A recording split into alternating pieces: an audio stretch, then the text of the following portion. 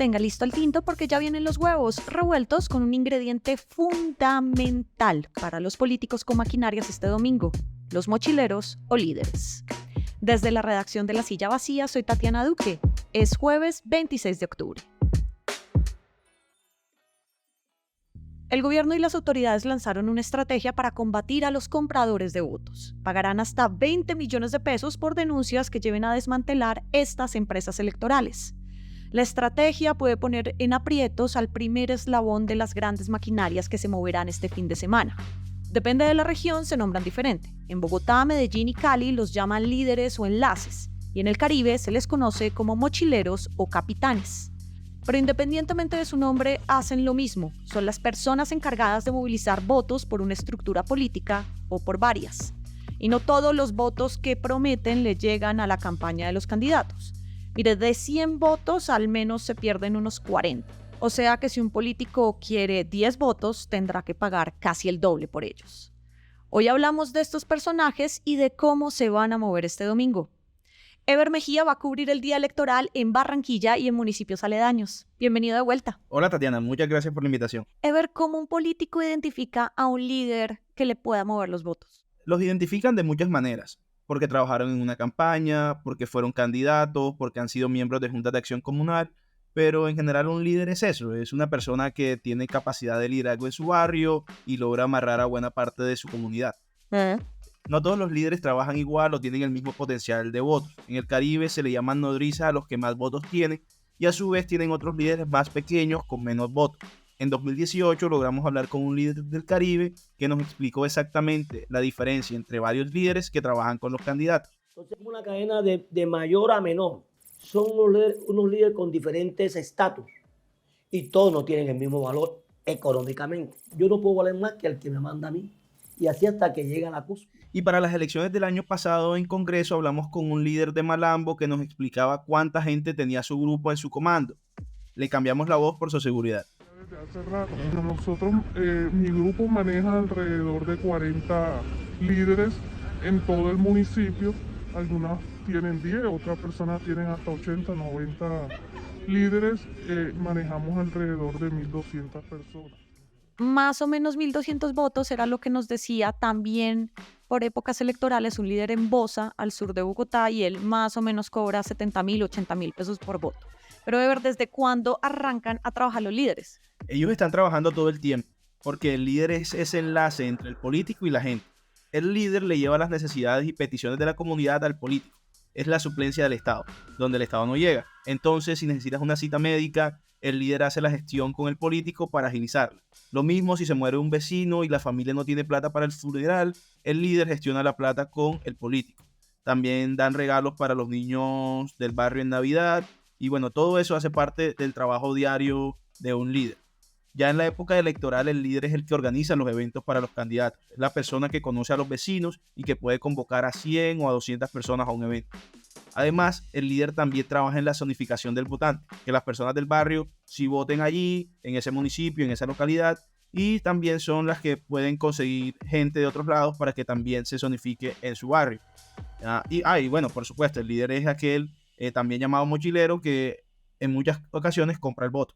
Pero como el líder sabe que la gente le va a votar, porque no puedes tomarle foto al voto, al tarjetón ahí, entonces, ¿cómo él le responde al político? Sí, claro, la compra de votos se ha sofisticado mucho precisamente para reducir el margen de error y evitar que los votantes que amarras se te terminen escapando.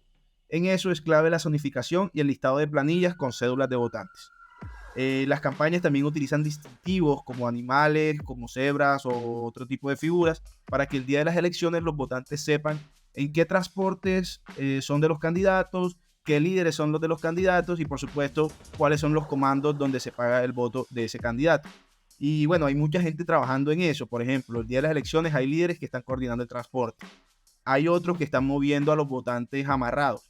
Y otros vigilando al líder que está moviendo a los votantes amarrados para que precisamente no se robe esa plata. Los que se roban esa plata son conocidos en el mundo de la compra de votos como cuyaojos. Profesión puya ojos, me acuerdo de eso. ¿Cuánto cuesta el trabajo de este líder para mantener a su gente, pero también para que lleguen a votar? Sí, mira, a mí varios taxistas me han contado que los han contratado en campañas y les asignan a un mochilero o líder para mover gente. Pero esos mochileros en la práctica no hacen nada. Les piden a los taxistas que los lleven a un restaurante, a una casa. Ellos se quedan ahí toda la jornada y reaparecen en el comando para ir a cobrar la plata. Básicamente se quedaron con esa plata. Así que los políticos siempre trabajan a pérdidas. El mismo líder de votos en el Caribe en 2018 nos dijo esto. Tú pones 50 votos bien tabulado. Hay que matarse con un castigo. Siempre se mata con un 30 o un 40%. De los 100 votos que vas a poner a 60. Uno da 40 por perdido. Pero en términos generales el voto está costando entre 50.000 y 100.000 pesos. Normalmente en una elección local se paga un paquete de 4 votos. El voto a consejo, a asamblea, a alcaldía y a gobernación.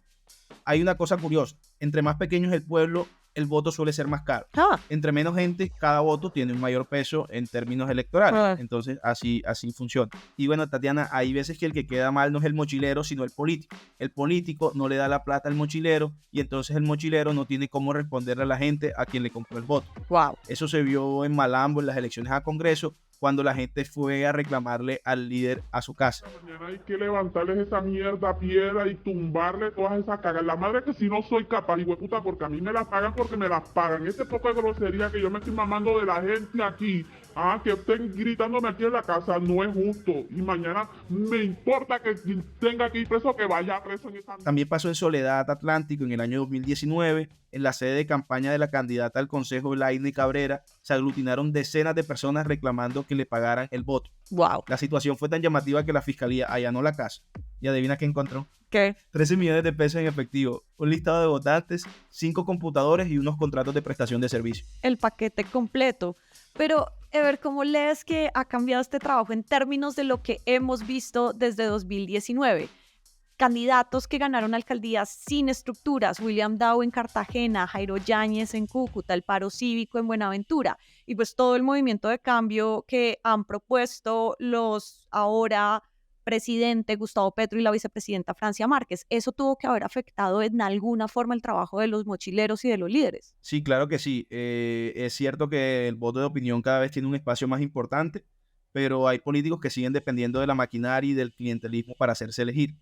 Y esas sorpresas que menciona se ven en alcaldías o en una elección presidencial. Sin embargo, en consejos y asambleas, el voto amarrado es el que suele definir la elección. En barrios populares de Barranquilla e incluso de Bogotá, el voto amarrado sigue pesando mucho. No hablemos de municipios más pequeños como Repelón, Soledad, por ejemplo, acá en el Atlántico. O Tumaco, o Buenaventura, o en Palmira. Esto se repite en todos lados. Sí, claro, así como hay políticos que mueven el voto de opinión, hay políticos que no tienen otra forma de ganar una elección sino a punta de billete. Yo creo que depende mucho de la elección. Yo creo que es evidente que nadie puede llegar a una de las alcaldías principales a punta de compra de votos. Por eso William Dow en Cartagena. Y en esta campaña en la Heroica vemos a políticos tradicionales haciendo grandes esfuerzos por conquistar ese voto de opinión. Y también la guerra sucia que hemos reportado en la puja por la gobernación del Atlántico, en la alcaldía de Cali y de Medellín. Eso, sin dejar de ser prácticas muy cuestionables de esa guerra sucia, obedecen a lógicas distintas al amarre de votos, sino que tienen que ver con más lógicas que van desde la opinión. Entonces sí, depende mucho del contexto y de la elección. Pues este domingo tendremos Twitterazo y Crónica en vivo desde muy temprano para que esté pendiente de la movida electoral. Ever, gracias por pasar por acá. No, gracias a ti, Tatiana. Nos estamos viendo el domingo. Y arranque el día con estas movidas. Los votos del candidato a la alcaldía de Santa Marta, Jorge Agudelo, de Fuerza Ciudadana, sí serán contados, pese a que fue inscrito después del cierre de los tarjetones.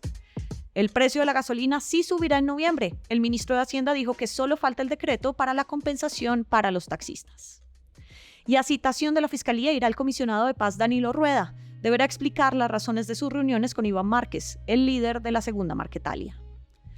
Faltan solo tres días para las elecciones y todo lo que necesitas saber para elegir está en la silla vacía, así que elija ser súper amigo. Si anda por Bogotá, hoy en la noche nos vemos en el cierre de nuestra gira de huevos en vivo sobre la movida de la capital. Y por acá cada mañana estará calientito su desayuno político favorito. Con la producción de Fernando Cruz y de Sergio García, yo soy Tatiana Duque. Nos escuchamos mañana.